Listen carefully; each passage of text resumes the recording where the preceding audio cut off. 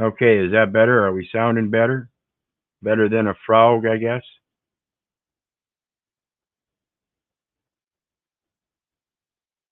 Anybody? Thank you, thank you. 5 by 5.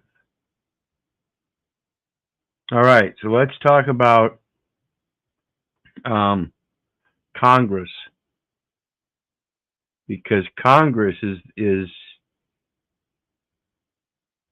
who we're supposed to have a communication with in order to establish our own post.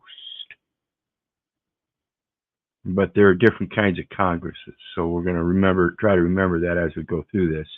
But we're going to look at Congress as in the etymological sense to see what it actually means by intent. So let's take a look at it, folks. Remember, the StreamYard link is down there for anybody that wants to join.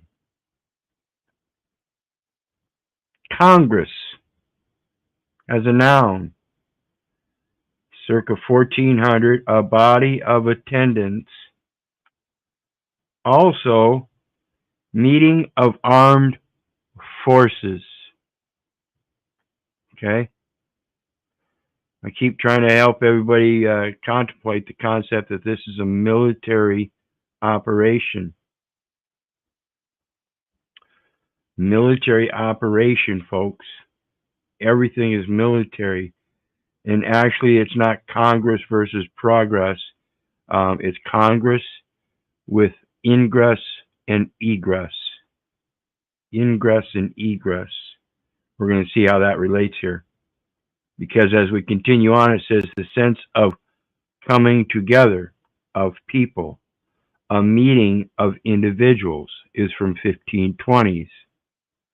From Latin, congressus, a friendly meeting, a hostile encounter.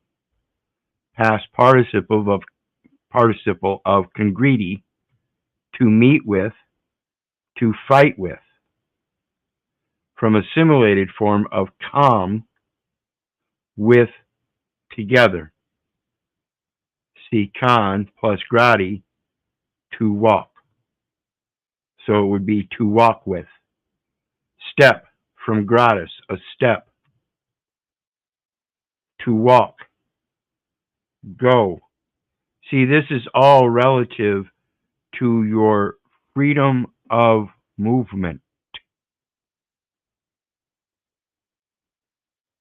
Your freedom of expression. When you step down with one foot in the earth, you make an impression. When you move from that, you make an expression. You express yourself from what you were impressing.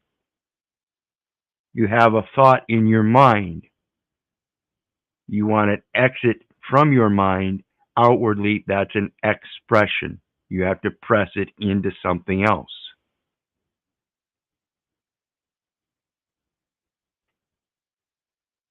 The meaning of sexual union is from 1580s. The specific sense of a meeting of delegates, formal meeting of persons having a representational character, is recorded by 1670s. It has been used in reference to the national legislative body of the American states. What does the legislative body do? They create the letter of the law. You send letters to and back to each other. That's a communication. Have you communicated with Congress? With a capital C for American states for Congress since 1775. By 1765 in America as a name for proposed bodies. The 3 sittings of the Continental Congress, representing the 13 rebellious American colonies, met 1774, 1775 to 76, and 1776 to 81. The Congress of the Confederation met from 1781 to 1789.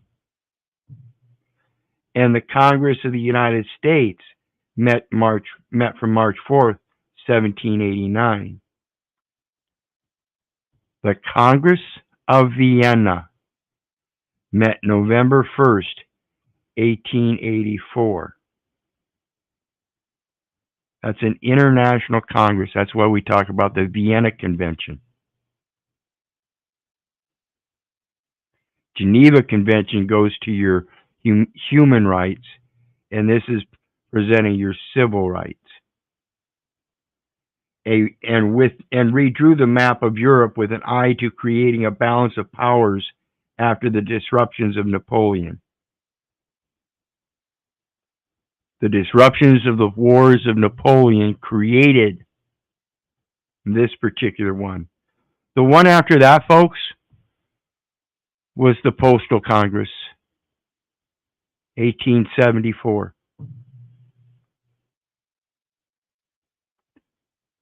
Con, Latin root, or Latin prefix root together or with, sometimes merely intensive. It is the form of com used in Latin before consonants. Da da da da. In native English formations, such as co-star, CO tends to be used where Latin would use con.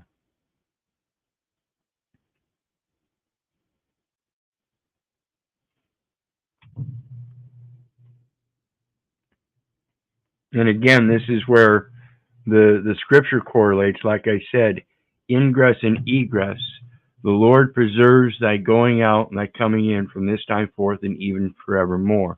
That's your ingress and egress. And the congress, the walk with, that's Leviticus 25, verse 23. The land shall not be sold forever, for it is his, and we are strangers and sojourners with him. So in the preserving of our going out and coming in, it's because he walks with us in so doing, if that's our choice, in my opinion. The next one,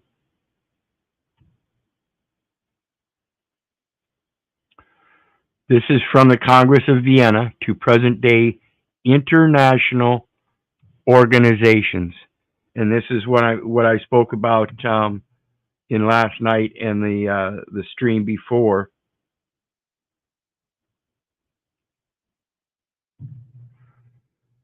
It's the organization. See, you're not a firm as such because you haven't developed. You're in an organizational stage where you have certain things that you have yet to develop. So here's your forward-looking statement of what your intent is to develop and its effects. Your mission is what you're doing now to help manifest that. December 2014, number 3, volume LI, Conference Diplomacy. Diplomacy. When did the process of international organization start? It was not in 1945 nor in 1919. Rather, it was the Congress of Vienna that proved to be the relevant turning point in history when certain conditions allowed a number of European states to set in motion a series of innovations. This is a process innovation in a commercial world. Inventions and learning processes that shape the core of what we today refer to as international organizations. Those international organizations are bound to the monetary system that allows to operate under such laws. It's still the personage. It's still a personal thing, and you might find yourself getting caught up in a lot of deceitful contract terms, conditions, sleight of words, things like that. So it's always inherent that you have to be able to be the top contractor. Otherwise, you're going to get screwed. That's what the diplomacy is about. After the French Revolution, which is a which is a principle of negotiation. After the French Revolution in 1789, Napoleon Bonaparte upset the balance of power in Europe with his military campaigns of conquest. Following his defeat at the Battle of Paris in March 1814, however, he was forced to abdicate. The French territorial borders were re-established, and 8 European states convened at the Congress of Vienna held between September 1814 and June 1815 to restore the balance of power while hoping to maintain a lasting peace. The great powers recognized that the existing state system was no longer adequate. It was no longer adequate. So what happened? Now we bring in the federal system. Remember the 3 different kinds of constitutions we just read about? Yeah, that third one's a corporate federal entity. You got the United States of America, which is the government, and then they have a charter with the UN, or they're registered with the UN to lodge their charter for the corporation named entitled United States, so they can conduct international trade. So let's take a look at it. And they asked to seek new institutional arrangements. Did you know that public education is an institution? Hospitals are institutions. This article explains how present-day IOs have evolved from these arrangements. Innovations, inventions, and learning process. Among the conditions that allowed for the creation of a new international order at Vienna. Do you see what happened there? Does that sound like it's the beginning of the New World Order? New international order? It's just the change of one word. It still says a new order. Things changed. According to Ines Cloud, states functioning as independent political units of substantial measure of contact between them and awareness of the problems which arose out of their coexistence and recognition of the need to create institutional devices and systematic methods for regulating their relations with each other. John Eikenberry later added that in various respects, the strongest state, called the hegemon, may use a strategy of institutional binding at junctions after major wars. Binding mechanisms include treaties and joint management. Why do you think the United States is involved in these wars? They want to be able to manage this stuff. That's their intent. That's the control. Their title, the legal system denotes that the legal title is for entry and control, whereas the equity title is for possession and use. That's truly what this is all about. It is a military commercial affront.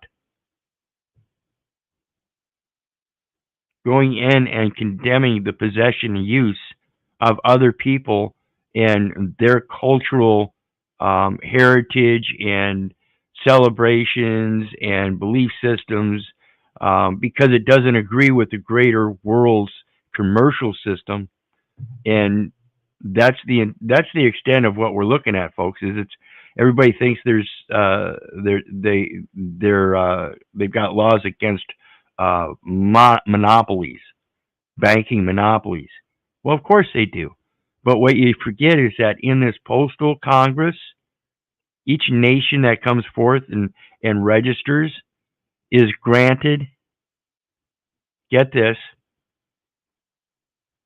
a postal monopoly. The United States Postal Service is a registered agent, but it's the United States that gets that holds that postal monopoly. That's their service, and it's used as a registered agent to proffer those postal laws. Remember, we keep talking about everything posted to accounts of events known as incidents. It's all banking and accounting and posting the events to those set accounts. Got to quit it. Binding mechanisms include treaties and joint management responsibilities that create so-called voice opportunities. Remember I talked about that term called invoice. You have to coin your words or purse your lips, so you have to know how to put things in voice,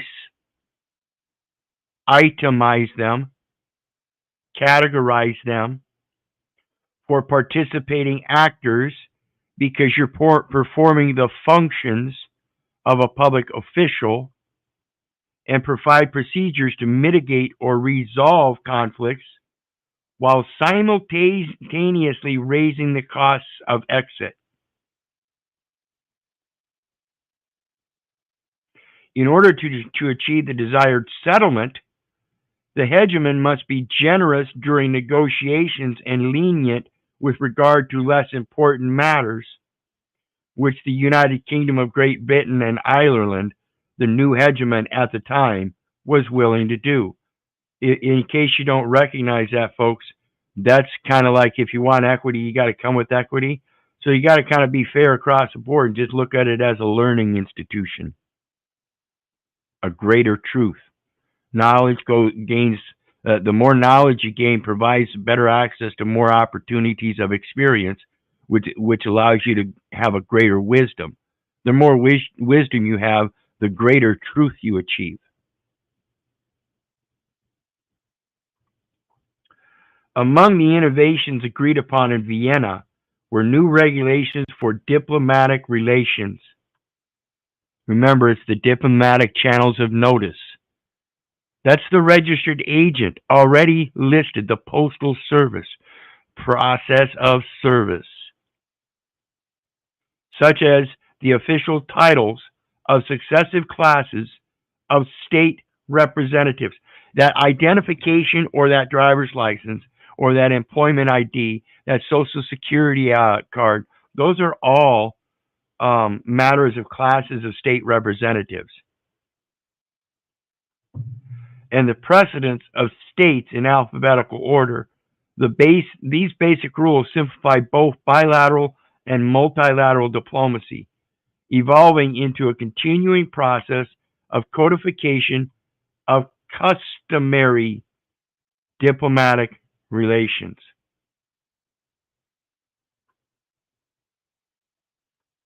The importance of that customary diplomatic relations is, again, that you're not a party to the contract, but you're relative to it. But you're a third party, which makes it a multilateral and not a second party, which would be bilateral, or the single party, which would be unilateral, but actually a third party. What would that third party be? The benefactor. I'm not part of the contract because I'm not one of the trustees that's supposed to help administrate, execute, or whatever. I'm here to direct the settlement now, though. Learn the language so you can learn how to direct it. It's called negotiations, and it's customary diplomatic relations. The major innovation at Vienna was the follow-up conference. This new idea resulted in the custom of participating states to convene, upon reaching an agreement, a follow-up conference to assess whether previously agreed upon decisions and policies had been executed, since in most cases, implementation was incomplete. The situation generally required new deliberations during the conference, including decisions that called for the convening of follow-up conferences. Consequently, since 1815, that innovative idea resulted in an ongoing cycle of conferences dealing with similar and related issues.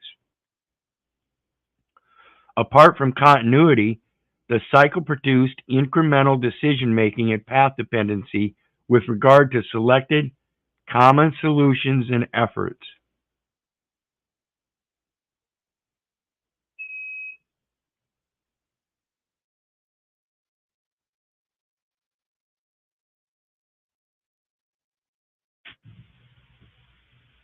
Sorry, my machine was beeping. Path dependency was promoted by written documents. Path dependency, in other words, the path that they would follow, the route that they would transit, was promoted by written documents.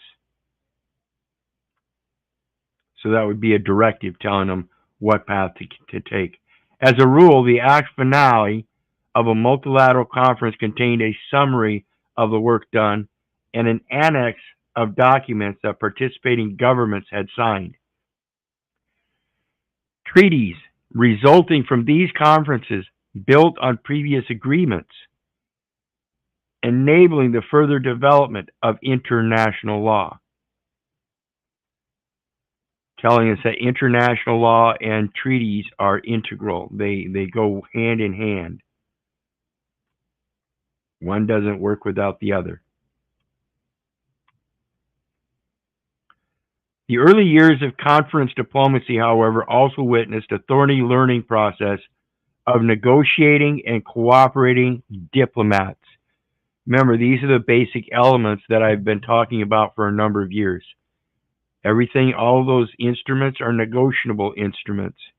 You're supposed to be able to have equal consideration and equal benefit. You do this by cooperating in your negotiations. You do this by learning diplomacy. They had to accept the appearance of non-diplomatic participants, such as experts and representatives of organized citizenry, and adjust to new arrangements, including preparatory conferences which would precede diplomatic meetings. Okay? So now they're having meetings prior to the diplomatic meetings that wouldn't include the diplomats. It implies there's some kind of internal private meeting. In order to make progress, they also had to approach the formally agreed upon rule of unanimity more flexibly by voting with a degree of practicality. I don't know how that works. I don't think it's too practical for me to have to go through all this. Furthermore, the telegraph and newspapers began to spread information about negotiating processes. From the beginning, this system of multilateral conferences was characterized by openness, with citizens traveling to conferences initiated by their governments. So here I want to impress upon everybody, like I said earlier, do you have a communication with Congress? And no, I'm not talking about going to the voting polls and pulling some lever for a president or something like that. Eventually, yeah, there is going to be a communication with the president as well, because once it passes through Congress, just remember Schoolhouse Rock. On just a bill, once it passes Congress, it goes on to the president. Okay? Understand the process and how to make your yay be yay and your nay be nay. You don't just pipsqueak it out as a mouse at the lowest level and hope that it makes its way to the top. You know how to make it to the top first and then scream it out.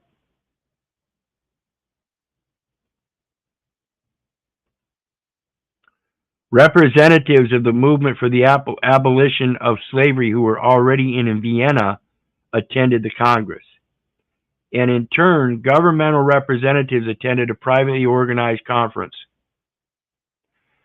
So you see what brought about the Civil War was the people that went to the Congress first to voice their views, so Congress had to legislate something in this new international order. It was an international instrumentality of governmental management. Governments appreciated such instances because of the expertise and the insight into issues under consideration that those non-governmental organizations brought to debates. While NGOs regarded multilateral conferences as an opportunity to influence official decision making. If not invited, they would invite themselves. I want to point out here, I did a video on Gary Davis, the man with no country, and how he walked in on the UN in session and interrupted them for his little tout about being a world citizen. He relinquished his citizenship to the United States after World War II because he found out it was a big corporate fraud. That's not an exact quote, but in a sense, that's the way the story's portrayed. So, and again, folks, this is just my opinion. Take it for what it is. My comments are already known as inventions, fabrications, and fictions.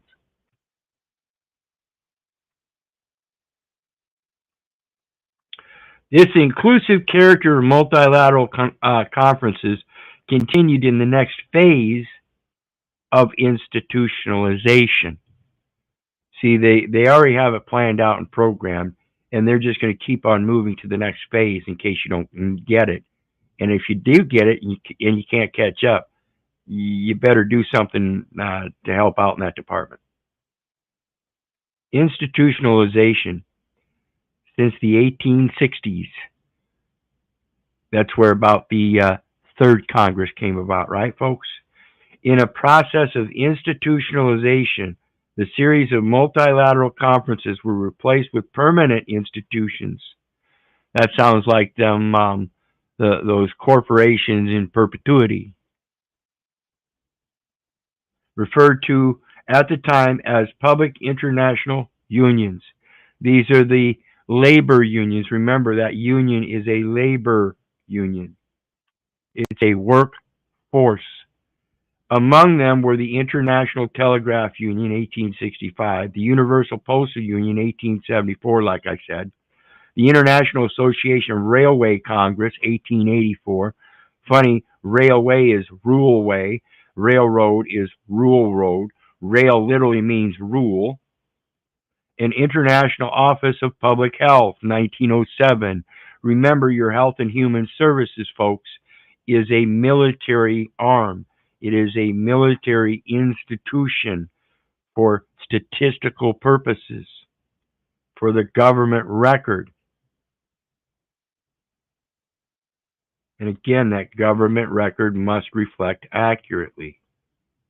We know it doesn't.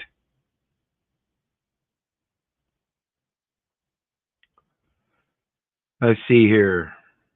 Those unions had regular annual General Assembly meetings rather than ad hoc conferences, and permanent secretariats with secretaries telling us they had private meetings where the secretary kept the minutes of the meeting, and later secretaries general, mindful of path dependency. This would be of course, in the military, the rank, according to whichever office and department and agency you hold. The Union responded to the expansion of modern capitalism and technology, which had little regard for national borders. And you see today that it doesn't. You can get on the internet, which is technology and is now international. And that provides a perfect venue for international capitalism. It's your perfect supply and demand chain. It's your perfect set of customers. It's your own little cap list, as they call it in sales and marketing. But rather, pushed for uniformity in national legislative and administrative structures. The unions thus were engaged in establishing a common regime of regulations. Notice this has no judicial elements yet. Their development was promoted by institutional experimentation, including copying successful arrangements and engaging entrepreneurs who helped design and build public rail, health, relief, and other systems. Folks, you are doing it for them. They tell you what they're looking for, and you say, okay, yeah, we want a section of a fence about 10 foot long, and we want you to plant it right there. Okay. The next day, they want you to put another section of 10-foot fence, and they want you to put it right there, right there. Okay. The next day, they want you to put one over here. Okay. The next day, they want you to put a last one over here while you're inside. And then when you're done, toss your tools out. Okay. It's just like the pig trap. They do it repeatedly, and they're getting better and better as the technology and learning grows. If you don't catch up, you're the one in the trap. The unions also helped to create continental markets in Europe and the Americas with the Permanent Court of Arbitration. Permanent Court of Arbitration. Again, if it's all contracts, then contracts are privy and they require arbitration first. That's one of the things about contracts. They automatically imply arbitration because, again, they're negotiable instruments. They're negotiations had in peace. So if you violate that peace and start making false accusations and charging people in public courts, then you're violating the peace yourself. You are the one disturbing the peace. It's that simple. Facilitating economic and other ties between the states. The court contributed to establishing trustful relationships between governments, since disputes could be settled in peaceful ways. They're telling you how to do this stuff, folks. Literally. Craig Murphy has demonstrated that by 1910, the conferences called by IOs began to outnumber those arranged at the invitation of heads of state or government.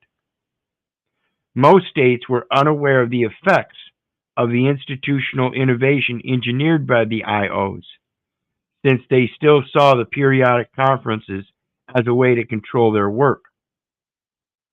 I beg to differ because, again, like I said, if they're learning from the innovations, then that would preclude that everybody could learn from those innovations.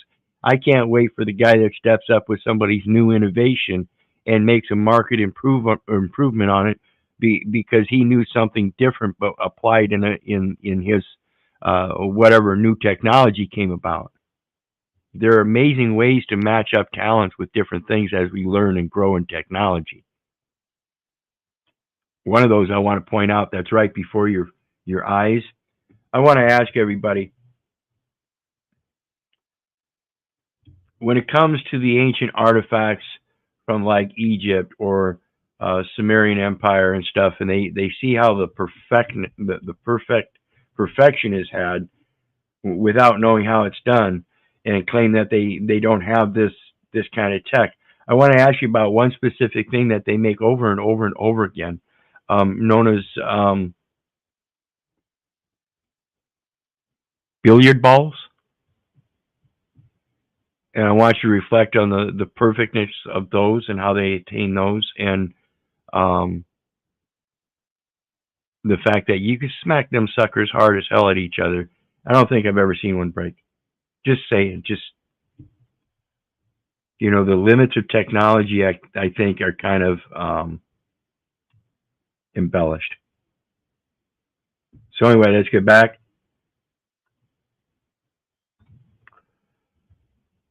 Whereas the necessary preparations for the conferences, in fact, gave IOs power over the agenda. Well, yeah, you would think that if you're going to be prepared, like in a contract that is going to end at the end of the year, So you got to renew it at the end of the year for another new year.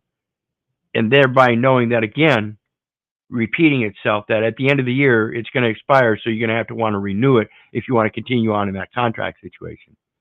So you have to be prepared year after year. It's called learning and going with the normal course of business. Interestingly, the governing boards, which also meant to control IO's work, soon identified with the proper functioning of their organizations. See, when you have international organizations that are able to apply their creative artistic talents and literary works, that's how the Treaty of Berne works. It helps control any kind of military takeover or merger of some kind of literary and artistic work through any kind of military ID, government ID, institutionalization, public education, hospitalization, taxation. Think about this shit, people. It's ridiculous. And that's, again, functioning of their organizations, performing the functions of public office, or you're performing the functions of an international, quote, organization as a single member entity. Don't you have the diplomatic right to be a prophet unto the nations, even in your single member entity, because he knew you before he formed you in the belly, and he's the one that sanctified and ordained you to be said prophet and go forth in Congress and speak with others? Nonetheless, states remained important actors in IOs. The number of states rose from 23 in 1815 to 44 in 1914, and the number of IOs from 1 in 1850 to 37 in 1914. The outbreak of the First World War was an exogenous shock to the evolutionary development of IOs, but 27 of them, as well as the court,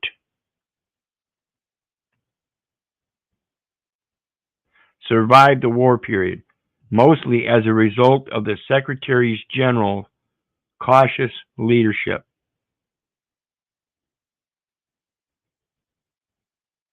Many of the early IOs transformed into what we now call specialized agencies, and their subdivisions, assemblies, boards, and secretariats. Remember, we spoke about the boards. That's the selective service is responsible for all, or for the board or boards within its local jurisdiction. All administration and operations of the board or boards within its jurisdiction. So it's the selective services jurisdiction. It's a military jurisdiction of which they are operating and administrating probated estates as if though they own you in a military fashion. You were born in a hospital as a foundling, called the infant ward. Became institutional prototypes for the League of Nations and the United Nations system. A fundamental debate took place during the draft of the Covenant of the League of Nations in Versailles in 1919. Now notice, covenant is a little bit different than a contract. Understand that a covenant is different than a contract. Covenant, we'll talk about that sometime, but a covenant,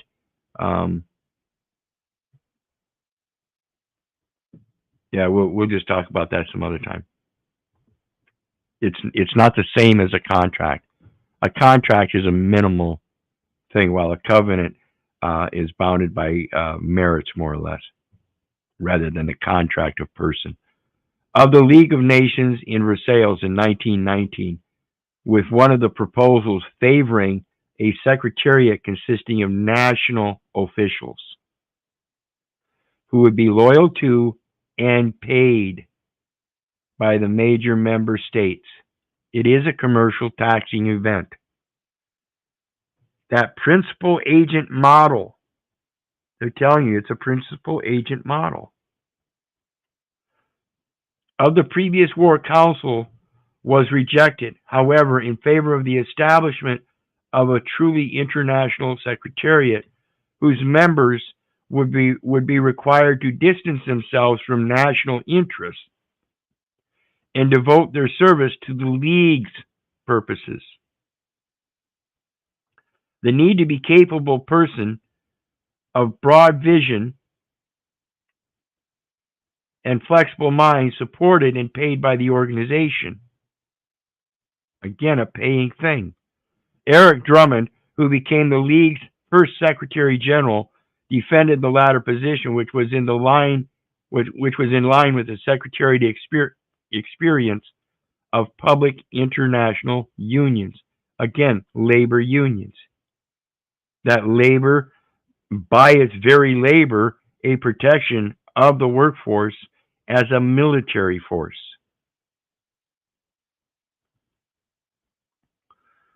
Although the organizational structure of the League and the International Labor Organization, as well as the candidates for executive offices, were subject for political discussion between the founding states, there was little reflection upon the requirements for the office and the expansion of the bureaucratic apparatus.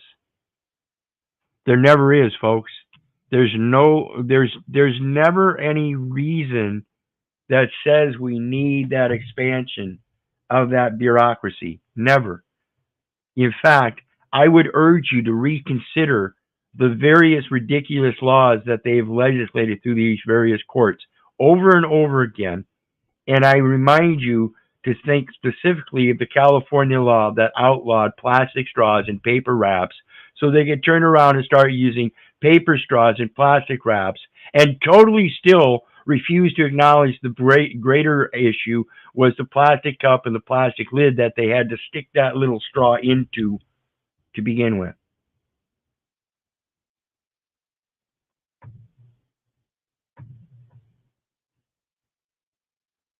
Generally speaking, only a few paragraphs of IO constitutions deal with the Secretariat and its chief executives, which implies that organizational developments largely depend upon the individual leadership skills of those in office.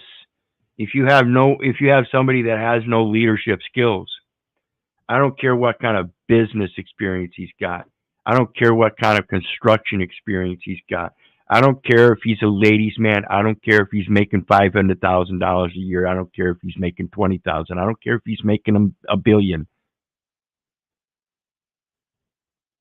That leadership skill is what people are looking for when they want someone to fill their cup. They're looking for somebody whose cup is overfilling. It's a natural attraction. Albert Thomas felt strongly about his position as ILO director, which he managed to secure with the constitutional bodies as a post not unlike that of a minister introducing and defending his proposals in Parliament.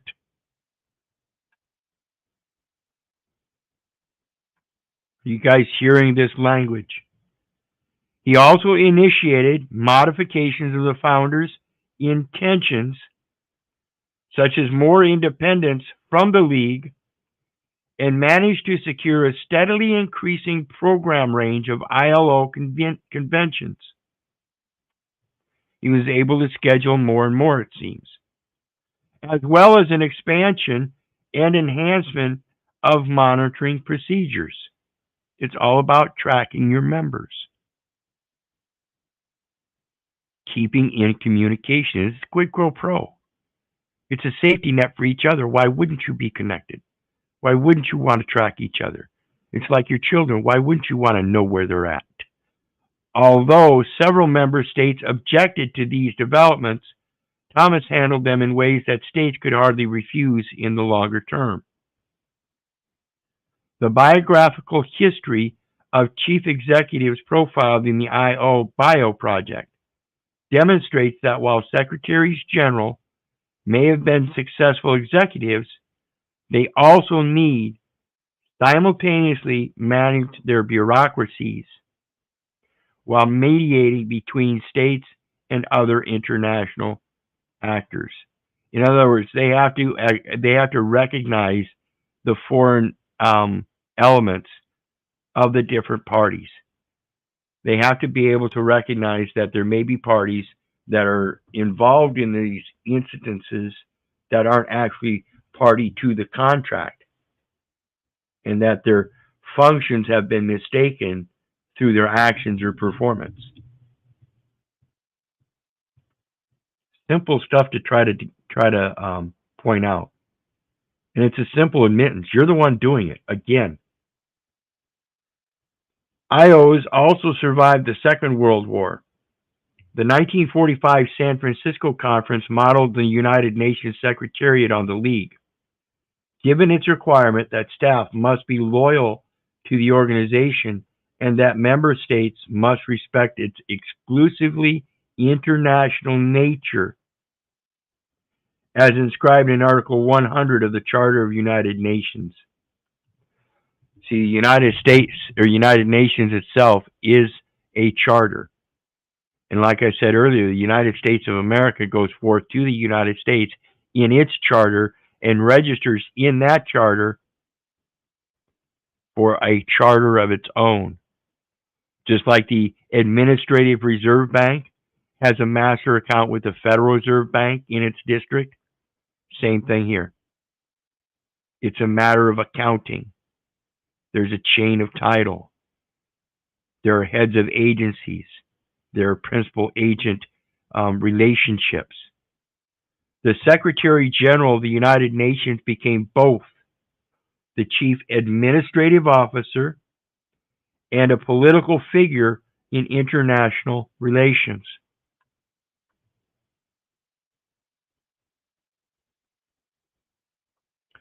Several Secretaries General succeeded in creating elements not mentioned in the Charter, such as the observer position of IOs. Again, that third person outside of the political organization that's trying to consider them. Peacekeeping and later peace building. Important elements in the development of the system as a complex of multiple large organizations requiring capable leadership are coordination, the growth of the institutions themselves, with bureaucratization processes and related challenges, staff professionalism, and management of demands by member states that also exert financial pressure. Everybody's got to be compensated for their demands. When somebody's going to make a demand on you, if you want to fulfill an obligation by making a equal consideration of demanding something in return, it's called a financial pressure. It doesn't have to be finance. It doesn't have to be financial. It can be a mere swap exchange of assets.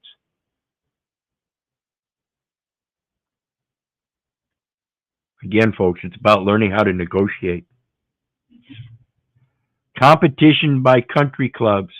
This article argues that the evolutionary process of IO started at the Congress of Vienna in 1815 with the invention of the follow-up conference, followed by a process of institutionalization, the establishment of an international secretariat, and an expansion of executive leadership roles. All these elements still matter, although many challenges remain. That's a forward-looking statement admitting that there are improvements that need to be made, and they're willing to go forth with the intent of fulfilling those obligations. Listen to the language, learn how to compare it to the equity, and put it in your contracting. Anytime you're making an agreement of anything to cooperate with someone else, it's a cooperative agreement. Done properly, it's the creation of a simple trust wherein trust shall not fail for want of trustee. So it's a simple gift from myself to the other party, and then the equal exchange for equal consideration, equal benefit is his gift to me. We don't need a third party trustee in the middle of that. For a long time, the post war international system comprised three main actors: nation states, IOs, and NGOs. Country clubs such as the Group of Seven and the Group of 20 became a fourth category, may be regarded as competitors to IOs. The common definition of IOs require three or more member states, a written constitution, and a permanent secretariat. Country clubs, however, are more informal and meet only on the first criterion. Common definition requires three or more member states. So all you have to do to have a country club is have three or more members. 1, 2, 3. Is that a trust? So now you have a third party that can be involved as a trustee to manage the exchange between you and your other contracting party. It's called an escrow agreement where your assets are held, so you can securitize your own private contracts. A written constitution and a permanent secretariat, so you don't need that. All you need is three member states. Let my yea be yea, my nay be nay. If you come with two or more witnesses, oh goodness. See, it is scriptural. With the nationally organized Sherpa system resembling the Secretariat model that was rejected in Versailles in 1919. Major states are the drivers. Remember, I said that all your documentation and the language that you use is a vehicular language, and it's these people, the major states and their secretariats that are keeping the minutes of the meeting by writing them down in the words. The vehicular language are the drivers. Okay, everybody is. Your language is what's driving everything. If you're doing it for commercial purposes, you are a commercial driver in the most basic sense. Behind the clubs, arguing that small numbers work better. And I've mentioned on this before that technically a trust doesn't really work. A charitable trust doesn't really work after it hits about 1,500 people. Once it gets beyond that, it starts failing. Works much better for smaller trusts. Smaller communities are much more dependent upon themselves and have a greater good faith ethics system for their workloads and stuff. That the communities tend to be bound tighter, more social, whatnot. However, this creates legitimacy issues and troubles IOs, since club decisions postulated by elite groups of states present IOs with demands and instructions that may conflict with their policies and constitutionally defined procedures. See, it's what constitutes you. Are you going to follow that Constitution? Do you know what Constitution it is? Do you know what has a greater power? Again, these people are always talking about your constitutional amendments and da da da. No, that's a constitution that has a greater constitution to it. A fortiori, the more knowledge you have leads to a greater wisdom, to a greater truth. And that greater truth, again, is that postal Congress that has a constitution of the International Postal Union, wherein that is the one that grants the United States of America a registration in the United Nations to help enforce their Constitution of the United States. It's a contract.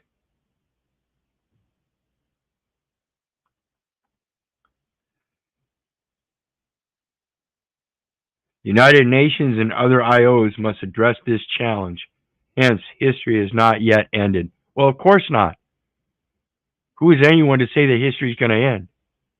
Again, Scripture says that Even though one generation shall pass away and another shall rise, the earth is forevermore.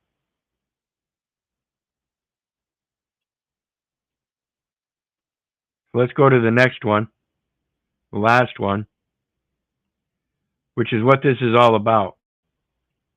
Because again, folks, if you don't know how the contracts and everything work and trust and all that, you're getting screwed. I urge you. All of these vendors for phone devices and utility services and lease agreements and bank accounts, you're giving up your rights. You're giving up your rights to be able to communicate.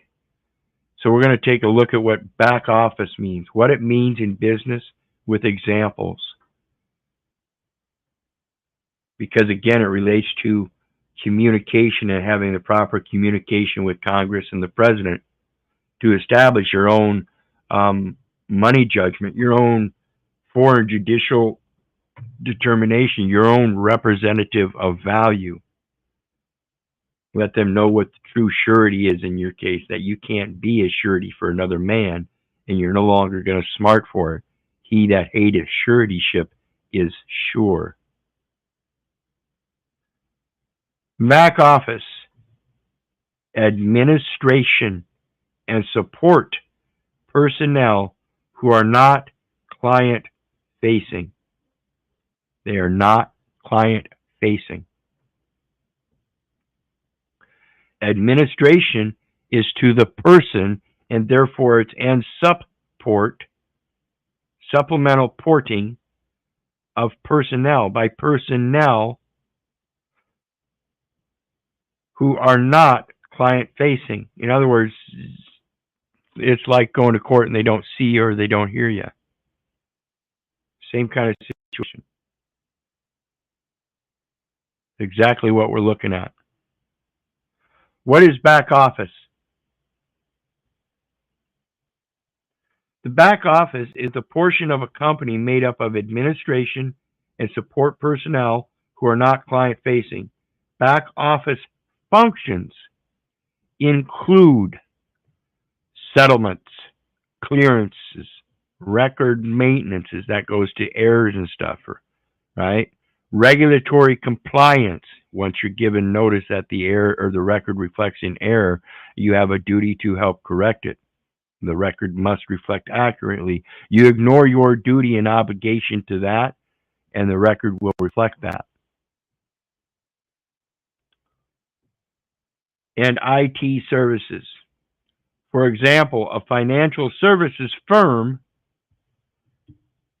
remember we were talking yesterday and the day before about them respondent, correspondent, and how it's all relative to financial institutions, and you're the one providing the service of signing the instruments and making said amendments to the insurance policy, is segmented into three parts. The front office, sales, marketing, and customer support.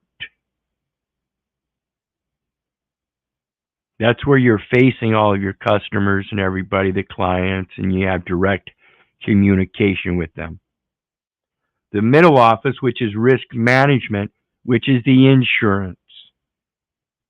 That's the underlying situation, underlying incidents, accidents. And the back office, administrative and support services.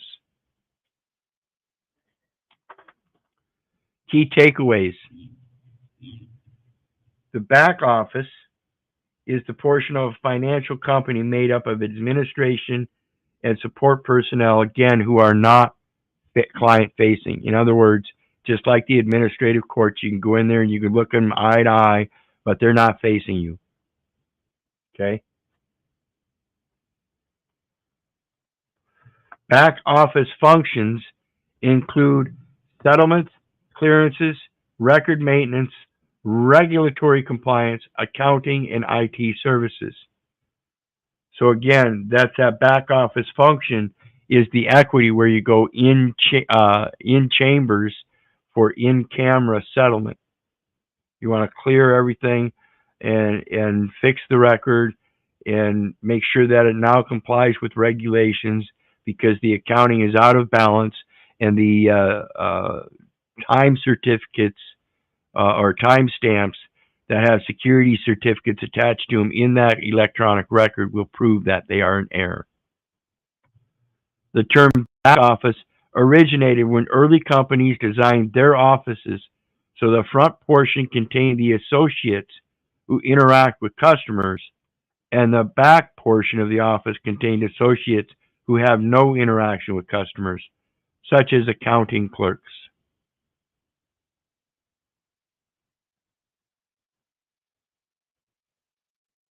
Such as accounting clerks.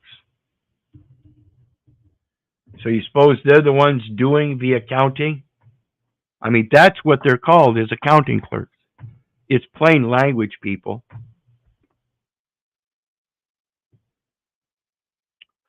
How the back office works.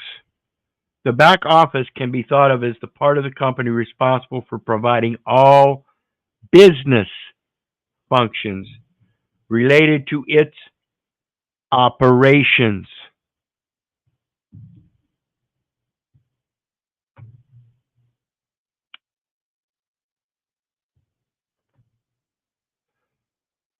Business functions. Commercial functions related to its enforcement, military component, responsibilities. Despite their seemingly invisible presence, back office personnel provide essential functions to the business. The back office is an essential part of any firm. And associated job titles are often classified under operations.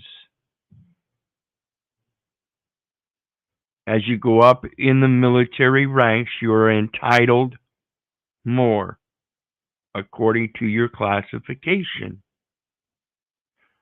It is a military function.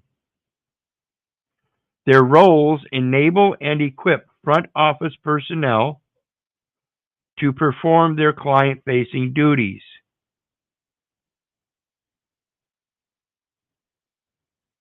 I'm just doing my job. Let me go talk to my boss. You don't get to talk to the boss, but he does. Internal communication. It's a communication block. The back office is sometimes used to describe all jobs that do not directly generate revenue. In other words, they're regulatory. They're mandatory. It's not a matter of sales and marketing in the commerce side. It has to do with ethics and making sure things are done according to the letter of the law.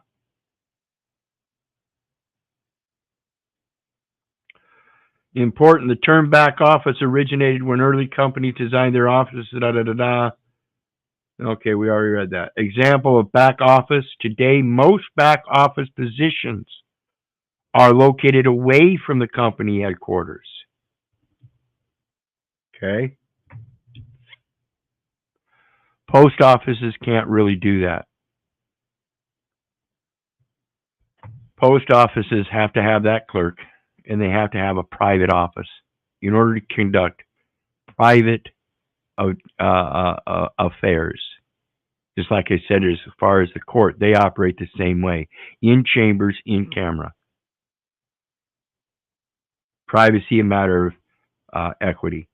Many are located, equity is an ancient judicial system, and the judicial officer department is a neutral and independent form within the United States Postal Service, comprising of the judicial officer, which is that mail clerk, the administrative law judge, who is the statistical record keeper and works with the Social Security Commission to maintain that statistical record, and of course the Postal Service Board of Contract Appeals to make sure that somebody under such administration does in fact have a proper identification of some sort that gives them some kind of level of classification.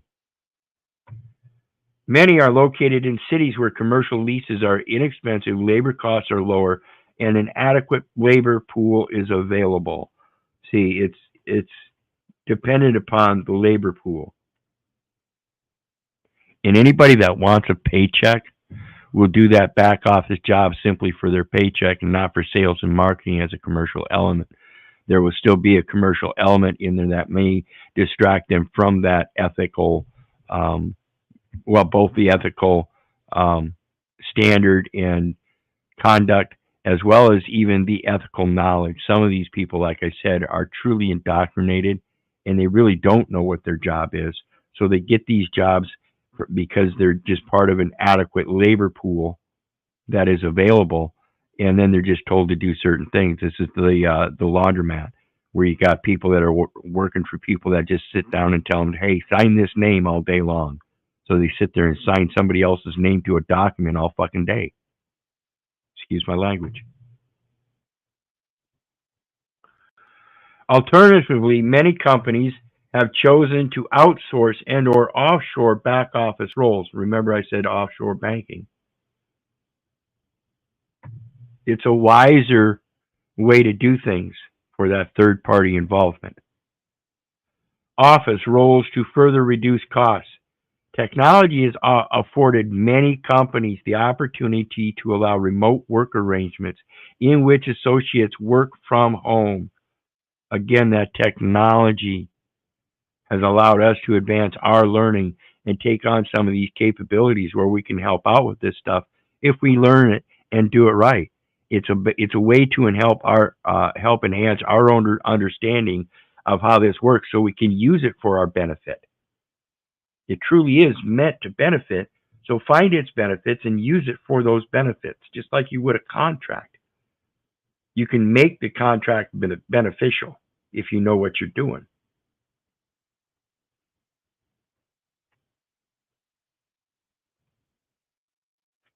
Benefits include rent savings, like that maintenance. If you're going to be signing a rental agreement to take care of the maintenance, well, the maintenance, as we showed you, is even part of maintenance of a record, maintenance of the premises.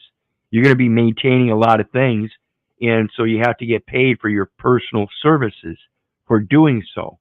In exchange, you will pay them for the space that they provide for as your principal place of residence to conduct that maintenance and increase productivity, prosperity, progress, as you were speaking of earlier. Additionally, remotely employing back office staff allows companies to access talent in various areas and attract a diverse pool of applicants. I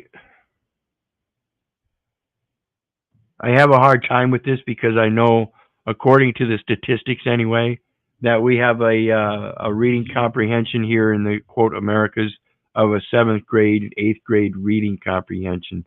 So I find it kind of hard to find a access to talent simply because various areas have diverse pools of applicants. If they're educated by the United States public education system, I urge you to reconsider and really look into their talents. Some firms offer incentives to employees and applicants who accept remote positions. For example, a financial institute or financial services firm that requires high-level accounting could offer a $500 per month housing subsidy to experienced CPAs to work from home. If it costs $1,000 per month to secure office space per individual, a housing subsidy of $500 per month would result in an overall savings of $6,000 per year. The cost savings can be significant when employing many remote professionals. Though this saves money for the company, the employee may also have to accept lower salary if they're moving from a front office position in a central location to a more remote location, or even a work at home arrangement. So it's about learning how to negotiate your contracts. This is exactly what they're talking about. They're telling you that all you got to do is negotiate it. There are different options. Back office interaction with front office. Although back office staff members do not interact with customers, they tend to actively interact with front office staff because they're internal, principal to agent, agent to principal. Okay. For example, a manufacturing equipment salesperson may enlist the help of back office staff to provide accurate information on inventory and pricing structures. Well, of course, that would be reasonable. He would want to know what he's selling and how much it's supposed to sell for, so he could use his various different talents of providing a corning of his words so that he could make such sales. Real estate marketing professionals frequently interact with sales agents to create attractive and relevant marketing materials. It's the importance of knowing what you're selling and what it does, its function. It's the importance of knowing what your function is and how it's being bought and sold on a regular daily basis as you bond yourself into servitude with all those documents that you sign. Every day you walk and drive back and forth to work, believing that you have a driver's license for a reason, and that's so you can get back and forth to work. It's a commercial instrument, and you're supposed to be making a salary on that.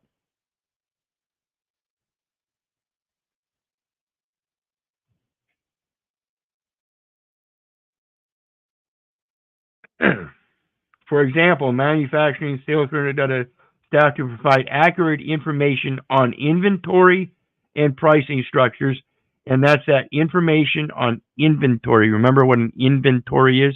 In ventilation orally. In vent. Your mouth is a vent. It's an air vent. Inventory, and you orate. Inventory. You give a itemization of the invoice, a list of things that you're looking for or have been found and put on a list. It's an inventory, invoice. They're almost the same thing. Think about the language and what it's saying. And it says real estate marketing professionals frequently interact with sales agents to create attractive and relevant marketing materials. So you got one guy that's going to create advertising and marketing strategies for the guy that's directly showing the houses, known as a real estate agent. And IT professionals regularly interact with all divisions within the company to ensure proper functioning systems, so that you don't just do it in your definitive paper form by creating signs that you stick up in yards, but you create online internet technical ads that will be seen around the world, if that's the kind of venue you want to spread it to. Otherwise, you can keep it to a more local venue.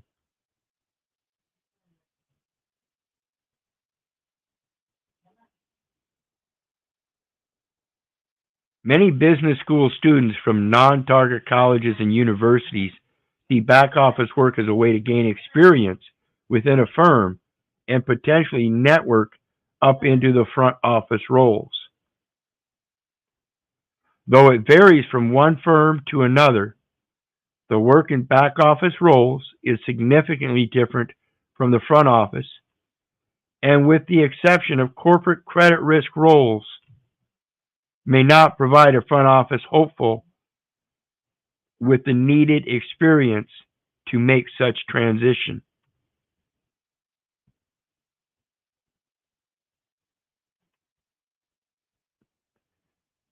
I want to point this out because it's important to pay attention to the language here, folks.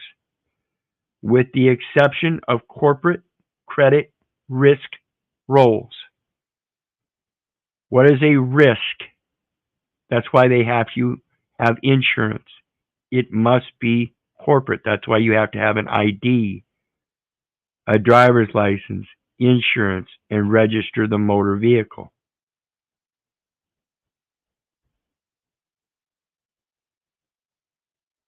May not provide a front office hopeful with the needed experience to make such a transition. Freedom of transit, freedom to transition.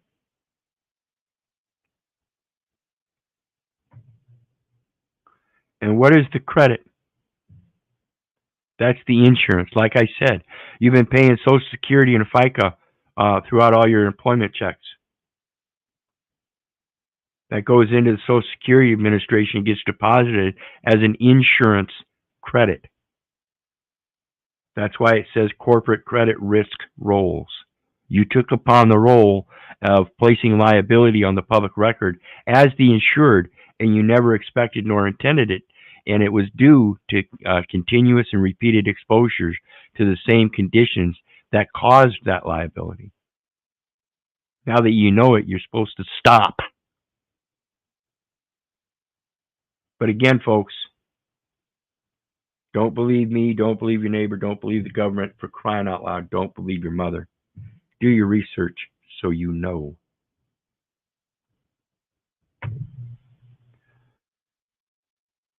How the front office different from the back office? The front office is responsible for attracting new clients and servicing existing clients. In short, they're the client-facing team. The back office, on the other hand, exists to service the transactions conducted by the front office and has no interaction with the firm's clients. So again, I'm pointing out here that this is a matter of a communication that you seem to think can't happen. But listen, it says the back office, on the other hand, exists to service. This is their service. This is the intent of their service. Their very existence is dependent upon servicing the transaction. The transaction is the record. Again, the individual's name and number identify the record. The record is in error. We need your assistance to fix it. That's all we're asking. I'm not the client. I'm the third party benefactor. And you, as the back office, on the other hand, exist to service in the public. You are a public servant existing in a public servant contract. The phone, that's a public service. Rent is a public service. All of these things are public service. The convenience station down there where you get your gas, your little snack, those are services, and they're for public accommodation to accommodate the public at large.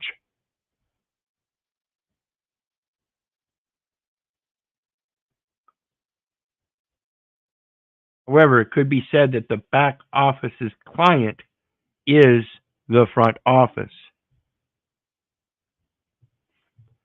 So it's the back office that's going to keep all these records and everything and make sure that they're regulated and follow the regulated guidelines and they're accurate, true, and correct.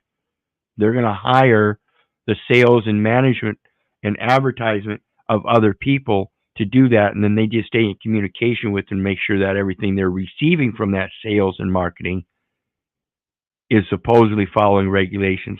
And that's if the sales and marketing is getting the right information. How are they getting the right information if you're giving them the wrong information? What's your name and address? Okay. You just made one of the most critical errors. You gave them a name and address that is according to that legal entity. You gave them a national address format with the zip code and all that, the street name, security with its bonding number, and by doing so, you created the impression in your expression that you were the public servant agent, that you're the one that's supposed to provide the accommodation, that you're the accommodating party. Oops.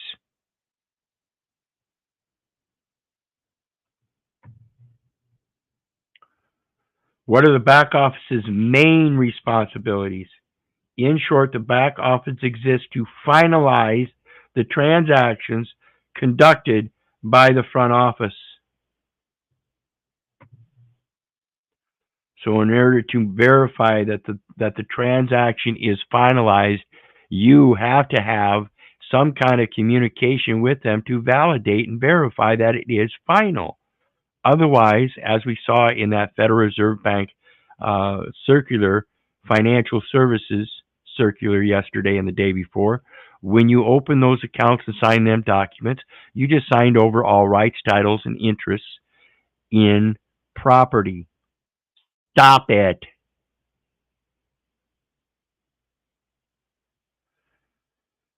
This includes confirming transactions and settlement instructions with the back office of the counterparty.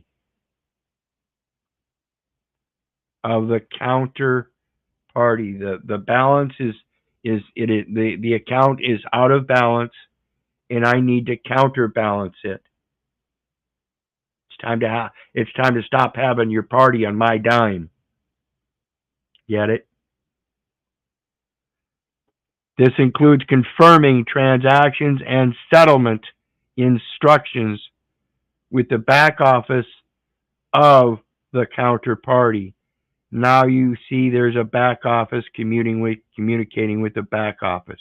In short, the back office exists to finalize the transactions conducted by the front office. This includes confirming transactions and settlement instructions with the back office of the counterparty. Not the front office, but the back office of the counterparty. That's the confirmation I just told you about. It's got to be there. You got to learn this stuff and realize that you're the counterparty that's going to counterbalance their out of balance idiocy. Hey, I got a receipt. I've got a receipt right here. If the commanding officer shall cause receipts to be issued, they may indemnify the spoliated owner. The back office is also responsible for trade clearances, record maintenance, accounting, and IT services. Where a back office is physically located. Back offices used to be located literally behind the front office or trading desk. These days, many financial corporations have mentioned their back office locations or moved their back office locations to lower cost sites, such as Florida or North Carolina, where rents and salaries are generally lower than big cities like New York or Chicago. The back office the bottom line, the back office plays a crucial role in supporting the front office. Think sales trading desk. If you're going to be involved in all of these transactions and be functioning in a similar fashion as a trader, making trades and signing things, you better know what you're doing, because that's exactly what it's going to be taken for. And it's not something that's mistaken. You're giving it away.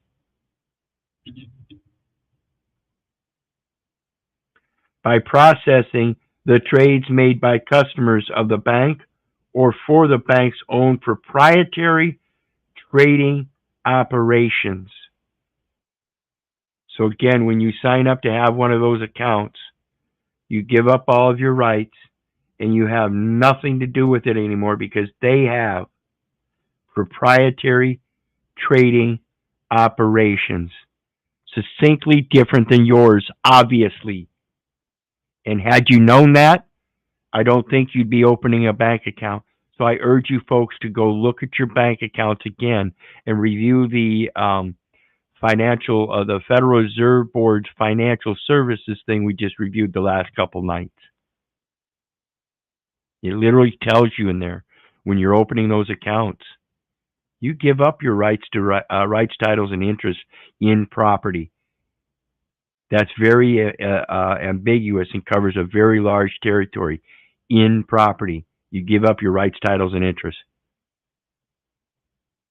Better rescind that shit. In my opinion, and this is not legal advice, just according to the plain language. Some of the functions of the back office are confirming trades and settlement instructions, clearance, record maintenance, regulatory compliance, accounting, and IT services. It goes without saying then that the front office activities could not be processed without the back office. This goes the same thing with your own life, folks. They would not be able to get this front office shit out of you if you did not have some kind of culpability for your back office processes. I'm telling you, they're all backwards and upside down. You better get yourself right. Left brain's got to work with the right brain, folks. And the back office would not exist were it not for the front office sales and trading activities, making teamwork essential. Get over yourselves, get over that ego. While frequently unseen, the back office performs critical duties stemming from front desk activities. By the same token, back office operations are a cost center, leading many financial firms to locate their back office or operation teams in lower cost locations like Florida or North Carolina, where real estate and labor costs are lower than the city where the head office may be located.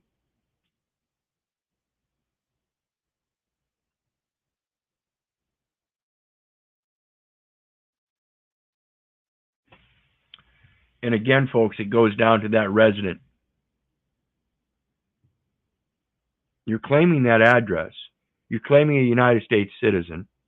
And I urge you to learn those terms as they are according to the code and everything again. And as well as, like we went over the last couple of nights with the Federal Reserve Board's financial services, you're giving up all your shit when you have those accounts. So I urge you to quit posting your own private events into a public record. You're defaming yourself, all for a popularity contest because you think you want your name to be known. I urge you to reconsider. I urge you to reconsider. In the meantime, I want to thank everybody for joining me tonight. I appreciate everybody's support. There are PayPal links down in the details section for anybody who wants to share some love. So please do so if you can. And in the meantime, remember, folks, I love you, but I don't give a rat's ass whether you love me back.